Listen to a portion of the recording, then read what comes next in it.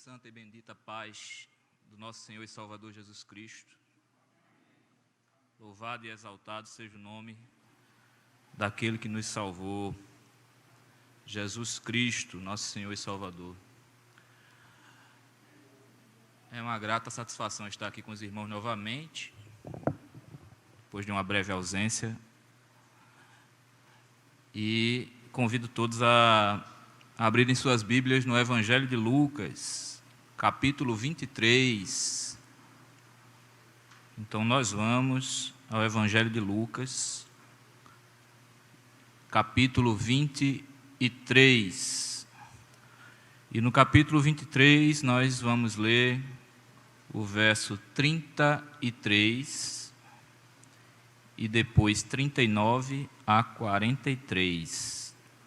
Lucas 23, começando do verso 33 e depois 39 a 43. Todos encontraram? Diz assim a palavra do Senhor.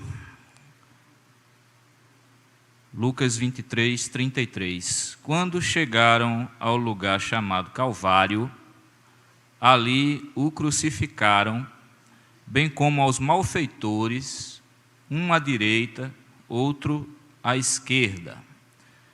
E agora o verso 39 em diante.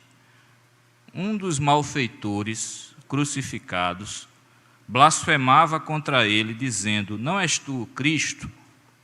Salva-te a ti mesmo e a nós também.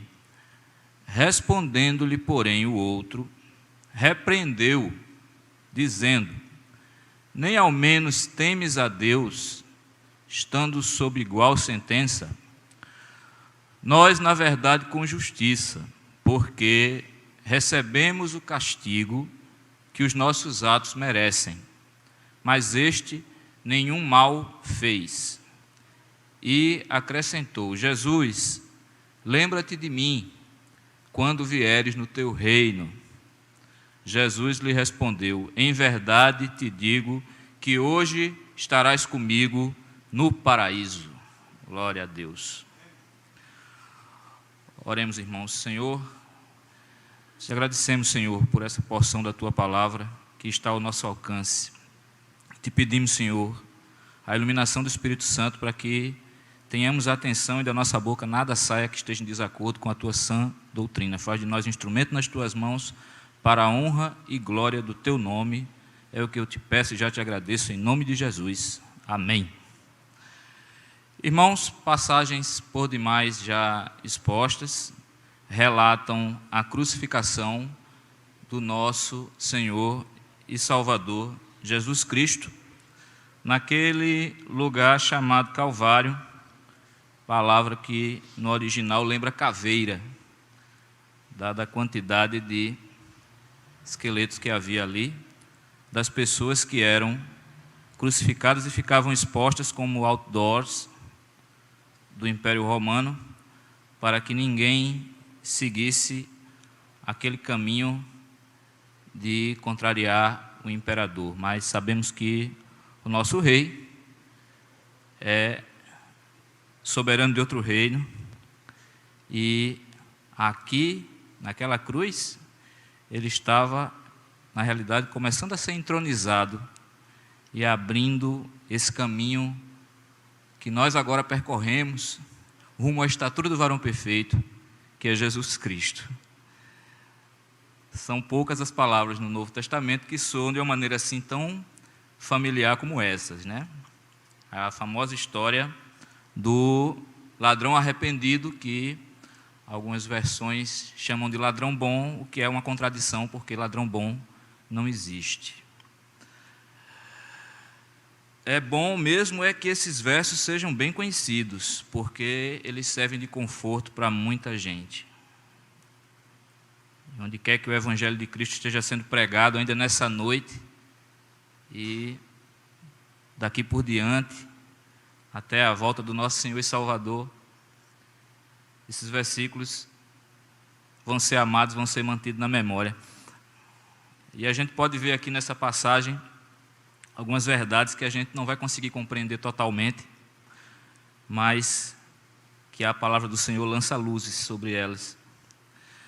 O pastor J.C. Riley,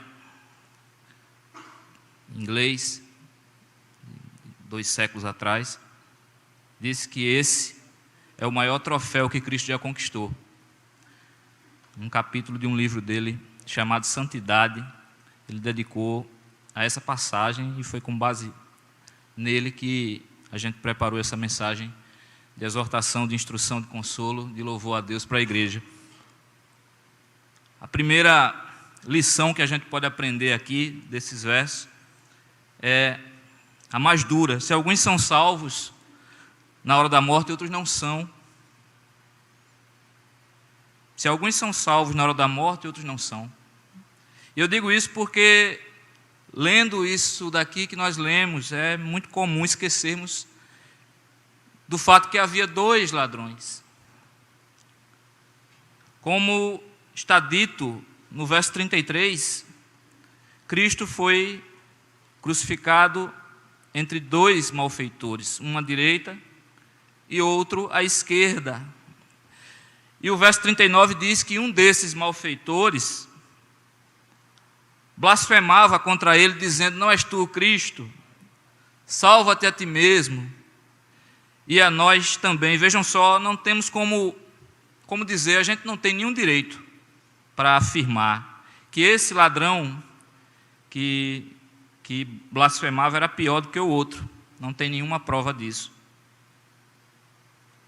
E é bem verdade que algumas pessoas se arrependem, se convertem em seu leito de morte.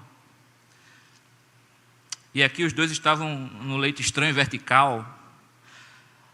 Mas, a partir disso, a gente não pode concluir que o mesmo vai se dar com todas as pessoas.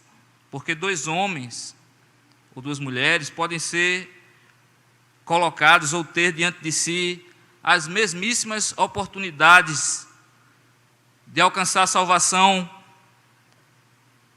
Podem ser colocados numa mesma situação, como esses 2 homens foram colocados ao lado de Jesus, ver as mesmas coisas, ouvir as mesmas coisas, e, no entanto, um pode tirar proveito disso,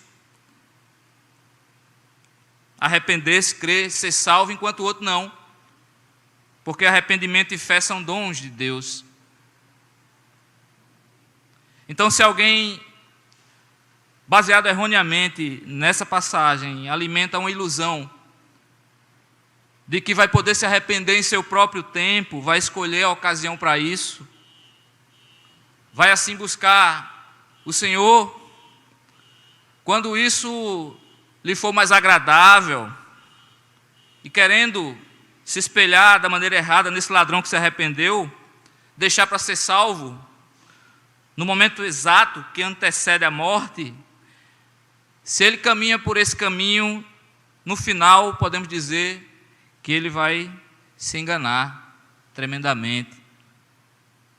Porque muitos têm essa ilusão, essa suposição falsa, de que vão poder se voltar para Deus apenas quando quiserem.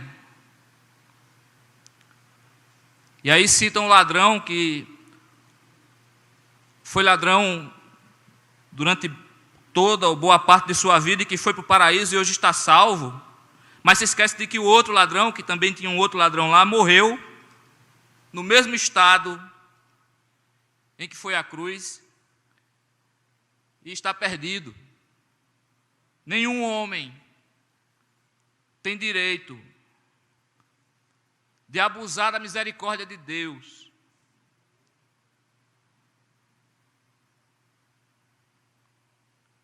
Nenhum homem pode presumir que pode se arrepender quando bem entender. Isso desagrada ao Senhor. Consideremos Saul e Davi. Viveram na mesma época.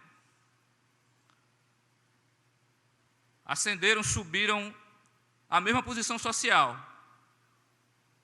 Foram chamados para assumir a mesma posição no mundo. Reis de Israel. Desfrutaram até do ministério de um mesmo profeta, Samuel. E, no entanto, Um foi salvo e o outro se perdeu. Quando a gente, alguns meses atrás aqui, estudou o livro de Atos, às quintas-feiras, a gente viu a respeito de dois personagens, um chamado Sérgio Paulo e o outro chamado Galho. Ambos eram governadores, nomeados pelo imperador de Roma. Ambos eram homens sábios da sua época, em sua geração. E ambos ouviram ninguém menos do que o apóstolo Paulo pregar para eles. Só que um creu e foi batizado. Falo do Sérgio Paulo. Se a gente for ao livro de Atos, capítulo 13, a gente encontra Barnabé e Saulo, enviados pelo Espírito Santo. Diz, Atos 13, capítulo 4, enviados, pois, pelo Espírito Santo, desceram a Seleucia, dali navegaram para Chipre. Chegados a Salamina, anunciavam a palavra de Deus nas sinagogas judaicas. Tinham também João como auxiliar. Havendo atravessado toda a ilha até Pafos, encontraram certo judeu mágico, falso profeta, de nome Bar Jesus, e aqui entra a figura do Sérgio Paulo, o qual estava com o procônsul Sérgio Paulo, que era homem inteligente. Este, tendo chamado Barnabé e Saulo, diligenciava para ouvir a palavra de Deus. Nos próximos versículos, o falso profeta é desmascarado por Paulo, e o verso 12 diz assim: então o procônsul, vendo o que sucedera, creu, maravilhado com a doutrina do Senhor. Esse foi Sérgio Paulo, governador nomeado pelo imperador de Roma, convertido aos caminhos do Senhor. Por outro lado, o mesmo livro de Atos, mais à frente no capítulo 18, fala do Galho. Se a gente for ao capítulo 18 do livro de Atos, lá no verso 12 em diante, diz assim: quando, porém, Galho era procônsul da Acaia, levantaram-se os judeus concordemente contra Paulo e o levaram ao tribunal, dizendo: este persuade os homens a adorar a Deus, por modo contrário à lei. Ia Paulo falar, quando Galho declarou aos judeus: se fosse com efeito alguma injustiça ou crime da maior gravidade, ó judeus, de razão seria atender-vos. Mas se é questão de palavra, de nomes e da vossa lei, tratai disso vós mesmos. Eu não quero ser juiz dessas coisas. E mais à frente diz: e os expulsou do tribunal. E o verso 17: então todos agarraram Sóstenes, o principal da sinagoga, e o espancavam diante do tribunal. Galho, todavia, não se incomodava com estas coisas. Então temos aqui dois homens inteligentes da sua geração, poderosos, politicamente falando, ambos ouvindo o apóstolo Paulo pregar, um crendo e o outro dizendo que não se incomodava com estas coisas. Então nenhum homem tem qualquer garantia para poder dizer: a salvação está sob o meu próprio poder. Nunca pense que você pode se arrepender, crer e consequentemente ser salvo quando convir, quando preferir, quando desejar, quando achar de acordo com a sua conveniência. Você pode me dizer: enquanto a vida é esperança, e eu concordo. Mas, se você for uma pessoa sábia, não deixe para depois aquilo que diz respeito à dimensão eterna do seu ser, que é a sua alma. Não brinque com a oportunidade que praticamente todos os dias se abre para você, antes que venha aquele dia fatídico em que você vai querer aproveitar isso, mas não vai ter mais como. Não se detenha nos caminhos do mundo, se detenha no caminho do Senhor. Você pode dizer para mim: mas nunca é tarde demais para se arrepender. Está correto. Mas arrependimento tardio cheira a remorso. Raramente é verdadeiro. Não dá nem para ter certeza se a pessoa se arrependeu, porque não há nem espaço para os frutos do Espírito serem produzidos, muitas vezes, os frutos do arrependimento. A segunda lição que esses versos podem trazer para a gente é que o Espírito Santo, ele guia, vamos dizer assim, as almas dos salvos de uma maneira muito particular. É uma outra lição que o texto quer nos ensinar. Mesmo que seja convertendo um homem num momento muito curto da sua existência, como no caso do ladrão arrependido, seja convertendo um homem quando ele tem mais tempo para desenvolver, vamos dizer assim, e demonstrar essa sua salvação, os passos através dos quais o Espírito Santo evidencia a salvação são sempre os mesmos. Porque vejam só, com relação agora ao ladrão arrependido. O ladrão arrependido, ele demonstrou, nesse pouco espaço de tempo de vida que ele tinha, demonstrou três coisas: amor ao próximo, demonstrou senso de pecado, convicção de pecado, e demonstrou uma fé firme em Jesus Cristo, nosso Senhor e Salvador. Isso naquele lapso de tempo curtíssimo que ele tinha de existência. E será que você, que me ouve agora e que não professa a mesma fé que eu, você vai ter essa mesma disposição para, em um intervalo muito apertado de vida, fazer essas demonstrações? Veja, o ladrão demonstrou amor ao próximo aonde? Lucas 23:40, voltando lá ao nosso texto base, diz assim: respondendo-lhe, porém, o outro, repreendeu-o, dizendo: nem ao menos temes a Deus, estando sob igual sentença? Ou seja, um dos ladrões, num determinado momento, arrependido do que vinha fazendo, porque nós vemos no texto paralelo em Mateus que ele também blasfemava contra o Senhor, ele tentou fazer com que o companheiro dele parasse com aquilo, com aqueles insultos, com aquelas blasfêmias. Ele diz: nem ao menos temes a Deus, estando sob igual sentença. Ou seja, a graça de Deus derramada sobre aquele homem, naquela situação crítica, fez com que ele passasse a se preocupar com a alma dos outros. Ele agora estava preocupado com aquele outro ladrão que estava ali e com a salvação dele. E não é isso que acontece sempre que alguém se salva. Vejam, os exemplos que nós temos da Bíblia são muito claros. A mulher samaritana, outra passagem muito conhecida da palavra do Senhor, quando ela se converteu, o que foi que ela fez? A Bíblia fala lá no Evangelho de João, capítulo 4, versos 28 e 29, depois que Cristo se revelou àquela mulher, diz assim: quanto a mulher deixou o seu cântaro, foi à cidade e disse àqueles homens: vinde comigo e vede um homem que me disse tudo quanto tenho feito. Será este porventura o Cristo? Ela virou uma missionária. A mesma coisa quando Saulo foi convertido na estrada para Damasco. O que foi que ele fez depois que recuperou a visão? Deus lhe deu a visão novamente. Imediatamente se dirigiu para a sinagoga de Damasco, porque Atos 9:20 diz assim: e logo pregava nas sinagogas a Jesus, afirmando que este é o Filho de Deus. Atos 9:20.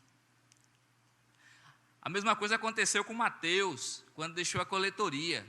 Logo em seguida, no Evangelho, é dito que ele deu uma festa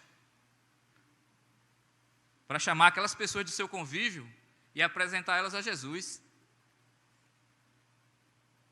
Então, se a gente tem o Espírito de Deus, a gente deve ter amor pelo próximo. E isso se evidencia na conversão. E outra coisa, esse ladrão, mesmo preso ali naquela cruz, em seus últimos momentos, ele tinha convicção de pecado, que é outra coisa também que vem na conversão. Ele diz no verso 41, Lucas 23, 41, nós, na verdade, com justiça, porque recebemos o castigo que os nossos atos merecem. Mas este nenhum mal fez. Ele está dizendo ao companheiro dele, nós recebemos o castigo que os nossos atos merecem. Por isso nós estamos sendo aqui crucificados. Ou seja, ele está reconhecendo a sua própria ruindade, a sua própria maldade, a sua própria impiedade. E está reconhecendo também que a sua punição é justa, que era aquilo mesmo que ele merecia. Ou seja, ele não está tentando se justificar, não está tentando encontrar nenhuma desculpa para o que é indesculpável. Isso não é o que todo filho de Deus sente, ou deveria sentir, sempre estar pronto a admitir que, por mais que o mundo queira dizer que nós temos algum valor em nossos esforços e algum mérito em nós mesmos, nós somos pobres pecadores que mereciam o inferno e fomos salvos não por nossas obras, mas pela obra de Cristo na cruz. Então, se a gente tem o Espírito de Deus, isso fica evidente pelo nosso amor ao próximo e também pela nossa percepção, pela nossa convicção dos nossos pecados. Mas esse ladrão arrependido também teve uma fé firme em Cristo. E isso está evidente no próximo verso, Lucas 23, 42, que diz assim, e acrescentou, Jesus, lembra-te de mim quando vieres no teu reino. Ou seja, em outras versões, como na Almeida Revista e Corrigida, está dito assim, Senhor, lembra-te de mim quando entrares no teu reino. Além de defender a inocência de Jesus, porque ele disse que este nenhum mal fez, ele chamou Jesus de Senhor, de acordo com algumas versões, e declarou que tinha fé que Jesus possuía um reino. Ou seja, ele acreditou que Jesus era sim capaz de dar a vida eterna e fez essa oração a Jesus aqui. E olha só que ele fez isso, acreditou em Jesus, quando todo mundo estava negando a Cristo. Os chefes dos sacerdotes, os fariseus, até os próprios discípulos de Cristo, nessa altura já o tinham abandonado e fugido. Ele creu em Cristo quando Cristo estava morrendo na cruz, considerado maldito pela lei de Israel. Os discípulos de Cristo tinham visto toda sorte de sinais, toda sorte de milagres, tinham ouvido Cristo falar a respeito de promessas, de coisas boas que estavam para vir. Eles tinham até visto Cristo em sua glória antecipada no Monte da Transfiguração, mas o ladrão arrependido que estava ali morrendo, somente viu Cristo nesse estado aqui, em agonia, fraqueza aparente, sofrimento, dor. Cristo estava sendo rejeitado por todos e ele creu em Cristo. E, pelo que disse, aguardava ansiosamente pelo reino de Deus. Ou seja, se a gente tem o Espírito de Deus, como esse ladrão arrependido evidenciou, a gente deve ter amor ao próximo, como ele teve, percepção dos nossos pecados, como ele teve, e essa fé firme em Cristo, como ele teve também. Tudo isso ele conseguiu mostrar naquele piscar de olhos, em poucas palavras. E será que quem quer se espelhar no ladrão arrependido para deixar para se arrepender no momento da morte, vai ter esse feeling, vai ter esse estalo de fazer tudo isso? Outra coisa que a gente pode retirar desse texto é que o destino da alma de todo homem está bem próximo. Está logo ali. Isso por conta da resposta de Jesus no verso 43. Porque Lucas 23, 43 diz que Jesus respondeu ao ladrão arrependido, dizendo: em verdade te digo que hoje estarás comigo no paraíso. Ou seja, ele não mencionou um século, um milênio distante, ele não falou que essa felicidade era algo muito distante no tempo. Ele falou de hoje, usou a expressão hoje, neste mesmo dia em que tu estás pendurado na cruz. De forma que felicidade ou infelicidade, tristeza ou alegria, presença de Cristo ou ausência de Cristo, tudo isso está muito próximo de nós.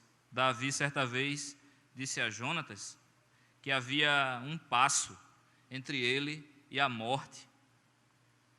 E a gente pode dizer também que há um passo só entre nós e o paraíso, ou entre nós e o inferno. A gente tem uma tendência, que eu acho que foi sendo construída com o tempo, por conta muito da influência da igreja da maioria, a pensar e a falar, até mesmo quando é a respeito de crentes que morrem, como se a morte fosse uma jornada comprida, longa, como se o santo que tivesse morrido, ele tivesse embarcado numa viagem muito comprida, muito longa, mas isso está errado. Bendito seja Deus, diz o autor J.C. Riley, que as almas dos santos que partiram estão livres desde o exato momento em que deram o seu último suspiro. Enquanto as pessoas estão pranteando seus mortos e cuidando dos últimos acertos para o sepultamento, os espíritos deles já estão desfrutando da presença de Cristo, louvado seja Deus por isso. Eles estão lá onde Jó certa vez disse, Jó 3,17, ali os maus cessam de perturbar, ali repousam descansados. Nós é que estamos numa jornada, nós é que estamos guerreando, nós é que estamos caminhando, eles já estão em paz. Certamente que estão em situação muito melhor do que nós, os vivos. A gente tem uma noção vaga de que exista talvez um intervalo de tempo onde as pessoas podem ser aperfeiçoadas para que possam entrar devidamente qualificadas no céu. Mas isso também é outro engano, porque no exato dia em que a gente parte, começa a nossa eternidade. No dia em que a gente deixa o mundo, começa a viver naquela dimensão que eu falei, a dimensão eterna do nosso ser. E a partir desse momento não tem nenhum tipo de alteração espiritual, não tem nenhuma mudança. De forma que, se você hoje que me escuta, que me vê, você hoje é um homem convertido, isso pode levar você a pensar, você está bem mais perto do céu do que você imagina. Dê glória a Deus por isso. Hoje mesmo, se o Senhor tomasse você, você se encontraria no paraíso, como esse ladrão. Os olhos que você ia fechar aqui, em dor, você imediatamente ia abrir lá para contemplar o Senhor. Agora, se você é um homem não convertido, isso também deveria levar você a pensar, porque hoje mesmo você pode morrer, e se você morrer sem Cristo, você vai abrir seus olhos no lugar de tormentos. Porque quando os crentes em Cristo morrem, eles estão com o Senhor. E essa é mais uma lição que a gente pode tirar aqui desse texto. É o que Cristo responde também, além de dizer o hoje, ele diz: estarás comigo no paraíso. Tem uma expressão muito parecida com essa lá em Filipenses. Filipenses capítulo 1, verso 23. Paulo diz: ora, de um lado e de outro lado estou constrangido, tendo desejo de partir e estar com Cristo, o que é incomparavelmente melhor. Tudo parece convergir para uma expressão muito simples: com Cristo. É certo que a felicidade ainda não é a mesma da ressurreição no juízo final, quando os corpos serão novamente ressuscitados, Jesus voltar à terra, mas já estão num lugar de descanso, descanso abençoado por Deus. Se a ovelha está com seu pastor, então tudo tem de estar bem, nada pode estar faltando. É como o salmista diz, no Salmo 16, verso 11: Tu me farás ver os caminhos da vida, na tua presença há plenitude de alegria, na tua destra delícias perpetuamente. Então, pode ser que você seja uma pessoa que ainda tem temor ao pensar nessas coisas, mas não tema, se encoraje com esse texto, porque você está indo para o paraíso e Cristo já está lá, à sua espera. E para encerrar, a gente pode fazer um panorama geral de todos esses versos e dizer que eles estão tentando nos ensinar sobre o poder de Cristo para salvar os pecadores.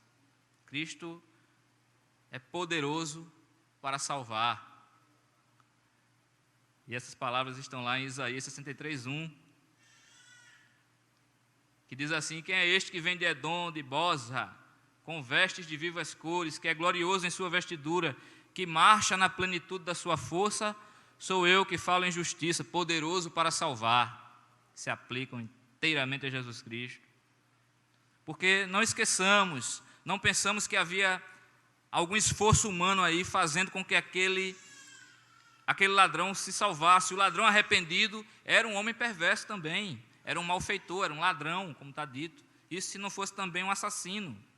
Mateus 27:44 é o trecho do Evangelho paralelo a esse que diz: os mesmos impropérios lhe diziam também os ladrões que haviam sido crucificados com ele.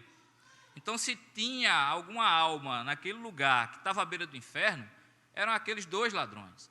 Mas ele parou de insultar e de blasfemar e começou a falar de uma maneira completamente diferente, que nos leva a pensar que a conversão também se evidencia pelo que a gente fala.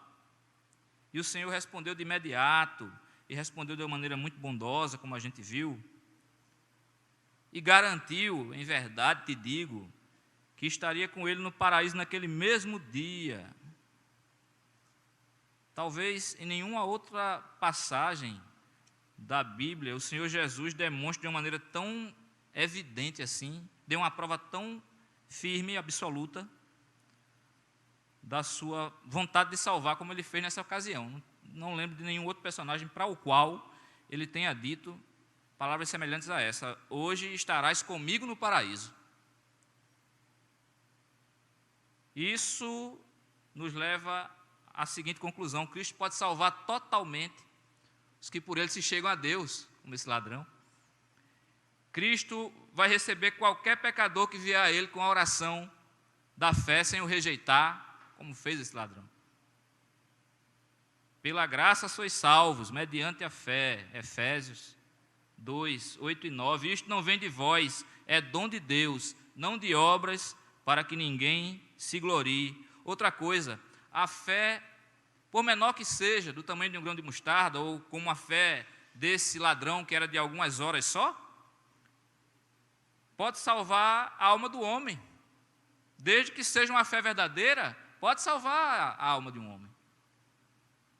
E Jesus, estamos em tempo de pandemia, esse médico que pode curar os desenganados, como esse ladrão era desenganado, condenado à morte. E Jesus continua sendo esse mesmo Jesus de 20 séculos atrás. Cristo pode lhe aceitar. Você que me ouve e ainda não o aceitou, se você se entregar a Ele humildemente em suas mãos, como esse ladrão se entregou, Jesus pode, depois de lhe aceitar, fazer tudo o que é necessário para salvar a sua alma. Isaías 1,18 diz assim: ainda que os vossos pecados sejam como a escarlata, eles se tornarão brancos como a neve, ainda que sejam vermelhos como o carmesim, se tornarão como a lã. Os pecados desse ladrão, quais seriam? Para ele ser condenado à pior pena que existia na época, a crucificação, e no entanto, Cristo diz que hoje estarás comigo no paraíso. Então, para encerrar, meus irmãos, se você é um crente verdadeiro, glorie-se em Cristo. Glorie-se em Cristo. E se você procura fazer o bem aos outros, lembre-se, fale de Cristo para eles. Fale de Cristo para eles. Amém? Vou fazer uma breve oração para encerrar. Senhor Deus, grato a Ti, Senhor, mais uma vez pela porção que foi lida na Tua palavra. Queira Deus que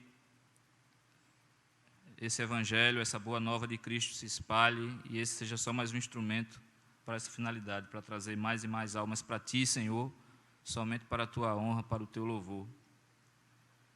Essa palavra penetre em nossos corações e produza, Senhor, frutos a 30, a 60, a 100 por um, em nome de Jesus, que vive e reina para sempre. Amém. Grato pela rica oportunidade, meus irmãos, tenham todos uma boa noite.